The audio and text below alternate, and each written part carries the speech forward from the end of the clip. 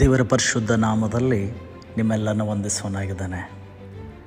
ಪ್ರೀತಿಯುಳ್ಳ ದೇವರ ಮಕ್ಕಳೇ, ಇಂದು children's day, ಮಕ್ಕಳ ದಿನಾಚರಣೆ.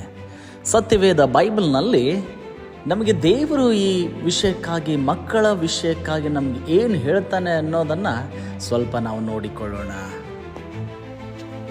ಮೊದಲನೆಯದಾಗಿ 1 ಯೋಹಾನ 3ನೇ ಅಧ್ಯಾಯ 1ನೇ ವಚನದಲ್ಲಿ ದೇವರ ಮಕ್ಕಳೆಂಬ ಹೆಸರನ್ನು ನಮಗೆ ಕೊಡುವುದರಲ್ಲಿ ತಂದೆಯು ಎಂಥ ಪ್ರೀತಿಯನ್ನು ನಮ್ಮ ಮೇಲೆ ಇಟ್ಟಿದ್ದಾನೆ ನೋಡ್ರಿ.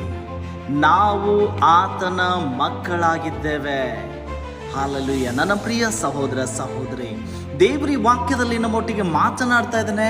ದೇವರ ಮಕ್ಕಳೆಂಬ ಹೆಸರನ್ನು ನಮಗೆ ಕೊಡುವುದರಲ್ಲಿ ತಂದೆಯು ಎಂಥ ಪ್ರೀತಿಯನ್ನು ನಮ್ಮ ಮೇಲೆ ಇಟ್ಟಿದ್ದಾನೆ ನೋಡ್ರಿ ಎಂಬುದಾಗಿ. ದೇವರ ಮಕ್ಕಳು ಅಂದರೆ ಯಾರು?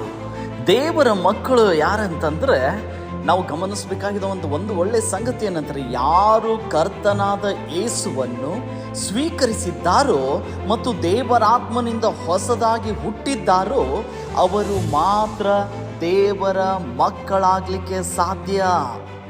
ಪ್ರಿಯ ದೇವರ ಮಕ್ಕಳೇ, ನೀನು ನಿಜಕ್ಕೂ ದೇವರಲ್ಲಿ ಸ್ಪೆಷಲ್ ಆಗಿದೆಯಾ? ಪ್ರಿಯ ದೇವರ ಮಗಳೇ, ಮಗನೇ, ನೀನು ದೇವರ ಕಣ್ಣಿನಲ್ಲಿ ಅಮೂಲ್ಯಳು ಆಗಿದೆಯಾ? ದೇವರು ನಿನ್ನನ್ನು ಬಹಳವಾಗಿ ಪ್ರೀತಿಸುವ ದೇವರಾಗಿದ್ದಾನೆ. ತನ್ನ ಕೈಯಿಂದ ದೇವರು ನಿಮ್ಮನ್ನು ಸೃಷ್ಟಿ ಮಾಡಿದ ದೇವರಾಗಿದ್ದಾನೆ. ಸೃಷ್ಟಿ ಮಾಡಿದ ದೇವರನ್ನ ನೀನು ತಿಳಿದುಕೊಳ್ಳಬೇಕೆಂಬುದಾಗಿ ದೇವರು ನಿನ್ನನ್ನು ಕಾಯ್ತಾ ಇದ್ದಾನೆ. ನಿಮಗಾಗಿ ಆತನ ಕಾಯ್ತಾ ಇದ್ದಾನೆ. ನಾವು ಆತನ ಪ್ರೀತಿಯನ್ನ, ಆತನ ಕರುಣೆಯನ್ನ, ಆತ ನಮಗೆ ಮಕ್ಕಳು ಎಂಬುದಾಗಿ ಕರೆದಿರುವಂಥ ಆ ಒಂದು ಪ್ರೀತಿಯನ್ನು ನಾವು ತಿಳಿದ್ಬೇಕು ಎಂಬುದಾಗಿ ಆತನ ಬಯಸ್ತಾ ಇದ್ದಾನೆ.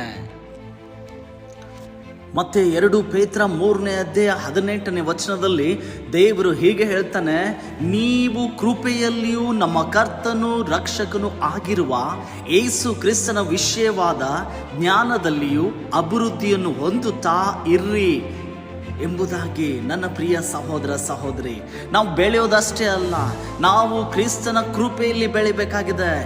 ನಮ್ಮ ರಕ್ಷಕನು ಕರ್ತನೂ ಆಗಿರುವ ಯೇಸು ಕ್ರಿಸ್ತನ ವಿಷಯವಾದ ಜ್ಞಾನದಲ್ಲಿ ಅಭಿವೃದ್ಧಿಯನ್ನು ಹೊಂದುತ್ತಾ ನಾವು ಬೆಳಿಬೇಕಾಗಿದೆ. ಪ್ರತಿದಿನ ಆತನ ಮೇಲೆ ನಂಬಿಕೆ ಇಟ್ಟವರಾಗಿ ನಾವು ಬಲ ಹೊಂದುತ್ತಾ ಬೆಳಿಬೇಕಾಗಿದೆ.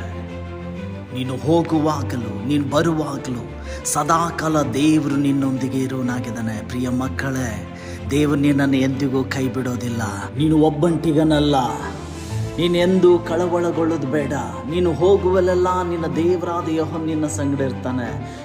ಯೆಹೋಶುವನ ಗ್ರಂಥ 1ನೇ ಅಧ್ಯಾಯ 9ನೇ ವಚನದಲ್ಲಿ, ನಾನು ನಿನಗೆ ಆಜ್ಞಾಪಿಸಿದ್ದೇನಲ್ಲ, ಸ್ಥಿರಚಿತ್ತನಾಗಿರು, ಧೈರ್ಯದಿಂದಿರು, ಅಂಜಬೇಡ, ಕಳವಳಗೊಳ್ಳಬೇಡ, ನೀನು ಹೋಗುವಲ್ಲೆಲ್ಲ ನಿನ್ನ ದೇವರಾದ ಯೆಹೋವನು ನಿನ್ನ ಸಂಗಡ ಇರುತ್ತಾನೆ ಎಂದು ಹೇಳಿದಾನೆ. ನನ್ನ ಪ್ರಿಯ ಸಹೋದರ ಸಹೋದರಿ, ದೇವರು ನಮ್ಮನ್ನು ಎಂದಿಗೂ ಕೈ ಬಿಡುವ ದೇವರಲ್ಲ. ಆತನು ಸದಾಕಾಲ ನಮ್ಮ ಜೊತೆಯಾಗಿ ಇರುವ ಆತನಾಗಿದ್ದಾನೆ. ಆತನು ನಮಗೆ ಮಾರ್ಗವನ್ನು ಸರಾಗ ಮಾಡುವಂಥ ದೇವರಾಗಿದ್ದಾನೆ. ಮಾರ್ಗದಲ್ಲಿ ಬರುವಂಥ ಎಲ್ಲ ಕಠಿಣಗಳನ್ನು, ಎಲ್ಲ ಶೋಧನೆಗಳನ್ನು, ಎಲ್ಲ ಒಂದು ಸಮಸ್ಯೆಗಳನ್ನು ದೇವರು ಎದುರಿಸಿ ನಮ್ಮನ್ನು ಕಾಪಾಡುವ ದೇವರಾಗಿದ್ದಾನೆ. ಹಾಗಾಗಿ ಪ್ರಿಯ ಮಕ್ಕಳೇ, ದೇವರ ಆಶ್ರಯದಲ್ಲಿ ಇದ್ದುಕೊಂಡು ನೀವು ಯಾವಾಗಲೂ ದೇವರಲ್ಲಿ ಸಂತೋಷ ಪಡುವವರಾಗಬೇಕಾಗಿದೆ. ನೀವು ಯಾವಾಗಲೂ ಭರವಸೆ ಉಳ್ಳವರಾಗಬೇಕಾಗಿದೆ. ದೇವರು ನಿಮ್ಮನ್ನು ನಡೆಸುವ ದೇವರಾಗಿದ್ದಾನೆ. ಅಷ್ಟೇ ಅಲ್ಲದೆ ಪ್ರಿಯ ಮಕ್ಕಳೇ, ನೀವು ಲೋಕದಲ್ಲಿ ದೇವರ ಮಕ್ಕಳೆಂಬುದಾಗಿ ಗುರುತಿಸಲ್ಪಡಬೇಕಾಗಿದೆ. ನೀವು ದೇವರ ಮಕ್ಕಳೆಂಬುದಾಗಿ ಗುರುತಿಸಬೇಕಾಗಿದ್ರೆ ನಿಮ್ಮ ಬೆಳಕು ಅನೇಕ ಜನರ ಮುಂದೆ ಪ್ರಕಾಶಿಸಬೇಕಾಗಿದೆ.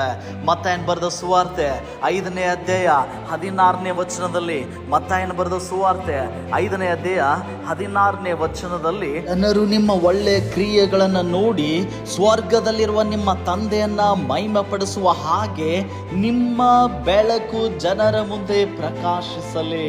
ನನ್ನ ಪ್ರಿಯ ಮಕ್ಕಳೇ, ಜನರು ದೇವರನ್ನ ಹೊಗಳಬೇಕಾಗಿದೆ, ದೇವರನ್ನ ತಿಳಿದುಕೊಳ್ಬೇಕಾಗಿದೆ. ನಿಮ್ಮ ಒಳ್ಳೆ ಕ್ರಿಯೆಗಳನ್ನು ನೋಡಿ ಸ್ವರ್ಗದಲ್ಲಿರುವಂಥ ನಮ್ಮ ತಂದೆಯನ್ನ ಜನರು ಮಹಿಮೆ ಪಡಿಸ್ಬೇಕಾಗಿದೆ. ಹಾಗಾಗಿ ನೀವು ದೇವರ ಮಕ್ಕಳಿಗೆ ಇರುವಂಥ ಎಲ್ಲ ಗುಣಾತಿಶಯಗಳಲ್ಲಿ, ಎಲ್ಲ ಒಂದು ಒಳ್ಳೆಯ ಸತ್ಕಾರ್ಯಗಳಲ್ಲಿ, ಒಳ್ಳೆ ದೇವರು ಇರುವಂಥ ಎಲ್ಲ ಪ್ರೀತಿ, ಕರುಣೆ, ಸಮಾಧಾನದ, ತಾಳ್ಮೆಯ ವಿಷಯದಲ್ಲಿ ನೀವು ದೇವರ ಮಕ್ಕಳಿಗೆ ಇರುವಂಥ ಗುಣದಲ್ಲಿ ನೀವು ಬೆಳಿಬೇಕಾಗಿದೆ. ನನ್ನ ಪ್ರಿಯ ಸರಿ, ದೇವರ ಬೆಳಕನ್ನ ಲೋಕದಲ್ಲಿ ಸಾರುವುದಕ್ಕಾಗಿ ನೀನು ದೇವರ ಮಾತುಗಳನ್ನು ಲೋಕದಲ್ಲಿ ಹೇಳಬೇಕಾಗಿದೆ. ನಿನ್ನ ಸ್ನೇಹಿತರಿಗೆ ಹೇಳಬೇಕಾಗಿದೆ, ನಿನ್ನ ಬಂಧು ಮಿತ್ರರಿಗೆ ಹೇಳಬೇಕಾಗಿದೆ. ನೀನು ಇರುವಂಥ ಸ್ಥಳದಲ್ಲಿ ದೇವರ ಮಾತುಗಳನ್ನು ನೀನು ಮಾತನಾಡಬೇಕಾಗಿದೆ. ದೇವರು ನಿನಗಾಗಿ ಒಳ್ಳೆ ಉದ್ದೇಶಗಳನ್ನು ಇಟ್ಕೊಂಡಿದ್ದಾನೆ. ದೇವರು ನಿನ್ನ ಜೀವಿತದಲ್ಲಿ ಉನ್ನತವಾಗಿರುವಂಥ ಉದ್ದೇಶವನ್ನು ನಿನಗಾಗಿ ದೇವರು ಇಟ್ಟಿದ್ದಾನೆ. ಪ್ರಿಯ ಮಕ್ಕಳೇ, ದೇವರು ಹೇಳ್ತಾ ಇದ್ದಾನೆ ಯೆರೆಮೀಯನ ಗ್ರಂಥ 29ನೇ ಅಧ್ಯಾಯ 11ನೇ ವಚನದಲ್ಲಿ, ನಾನು ನಿಮ್ಮನ್ನು ಕುರಿತು ಮಾಡುವ ಆಲೋಚನೆಗಳನ್ನು ಬಲ್ಲೆನೆಂದು ಕರ್ತನಂತಾನೆ. ಅವು ಕೇಡಿಗಲ್ಲ, ಸಮಾಧಾನಕ್ಕಿರುವ ಆಲೋಚನೆಗಳು, ನೀವು ನಿರೀಕ್ಷಿಸಿದ್ದ ಸ್ಥಿತಿಯನ್ನ ನಿಮಗೆ ಕೊಡುವಂಥವುಗಳಾಗಿವೆ.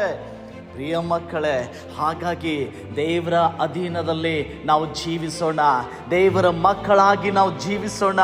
ದೇವರ ಪ್ರೀತಿಸಿರುವಂಥ ಪ್ರೀತಿಯನ್ನು ಅರಿತವರಾಗಿ ನಾವು ದೇವರನ್ನು ತಿಳಿದುಕೊಳ್ಳಿಕ್ಕೆ ಮನಸ್ಸು ಮಾಡೋಣ. ದೇವರು ನಿಮ್ಮನ್ನು ಹೇರಳವಾಗಿ ಆಶೀರ್ವದಿಸಲಿ. ಸಣ್ಣದಾಗಿ ನಾವೊಂದು ಪ್ರಾರ್ಥನೆಯನ್ನು ಮಾಡಿಕೊಳ್ಳೋಣ. ಪರಲೋಕ ಭೂಲೋಕಗಳನ್ನು ಸೃಷ್ಟಿಸಿದ ಸರ್ವಶಕ್ತನಾದ ತಂದೆಯಾದ ದೇವರೇ, ಈ ನಿನ್ನ ಮಕ್ಕಳನ್ನ ಸ್ವಾಮಿನಿ ಪ್ರೀತಿಸುವ ದೇವರಾಗಿದ್ದಿ. ನೀನು ಇವ್ರನ್ನ ಕಾಯುವ ದೇವರಾಗಿದ್ದಿ. ಇವರ ಮಾರ್ಗಗಳನ್ನು ಸರಾಗ ಮಾಡುವಂಥ ದೇವರು ನೀನಾಗಿದ್ದಿ. ನಿನ್ನ ಜ್ಞಾನವನ್ನು ಕೊಟ್ಟು ಕರ್ತನೆ, ನಿನ್ನ ನಂಬಿಕೆಯಲ್ಲಿ ಕರ್ತನೆ, ನೀನು ಇವ್ರನ್ನ ಬೆಳೆಸುವಂಥ ದೇವರಾಗಿದ್ದಿ. ಲೋಕದಲ್ಲಿ ಇವರು ಕರ್ತನೆ ಸ್ವಾಮಿ ಹೊಳಿಬೇಕಾಗಿದೆ ಕರ್ತನೆ, ಪ್ರಕಾಶಿಸಬೇಕಾಗಿದೆ ಕರ್ತನೆ.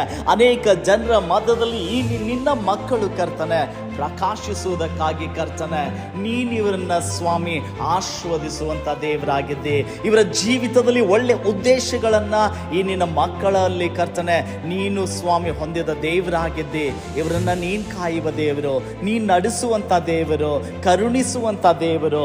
ಈ ವಾಕ್ಯವನ್ನು ಕೇಳುವಂಥ, ಈ ಪ್ರಾರ್ಥನೆ ಮಾಡ್ತಾ ಇರುವಂಥ ಪ್ರತಿಯೊಂದು ಮಕ್ಕಳನ್ನ ಕರ್ತನೆ ನಿನ್ನ ಮಾರ್ಗದಲ್ಲಿ ನೀನು ನಡೆಸಬೇಕೆಂಬುದಾಗಿ ಇವರ ಅವಶ್ಯಕತೆಗಳನ್ನು ನೀನು ಪೂರೈಸಿ ಕರ್ತನೆ, ಆತ್ಮಿಕ ಕರ್ತನೆ ಎಲ್ಲಾ ವರಗಳನ್ನು ಕೊಟ್ಟು ಕರ್ತನೆ, ಆತ್ಮನ ಸ್ವಾಮಿ ಪ್ರಸನ್ನತೆಯಲ್ಲಿ, ದೇಹದ ಬಲದಲ್ಲಿ ಕರ್ತನೆ, ಜನರ ಒಂದು ದಯೆಯಲ್ಲಿ ಕರ್ತನೆ ಈ ನಿನ್ನ ಮಕ್ಕಳು ಬೆಳೆಯುವಂತೆ ಕರ್ತನೆ ಇವರನ್ನ ನೀನೇ ಉಪಯೋಗಿಸ್ಕೋಬೇಕೆಂಬುದಾಗಿ ನಜರೇತಿನ ಯೇಸು ಕ್ರಿಸ್ತನ ನಾಮದಲ್ಲಿ ಬೇಡಿ ಹೊಂದಿದ್ದೇವೆ. ಆಮೆನ್. ದೇವರು ನಿಮ್ಮನ್ನ ಹೇರಳವಾಗಿ ಆಶೀರ್ವದಿಸಲಿ. Happy children's day.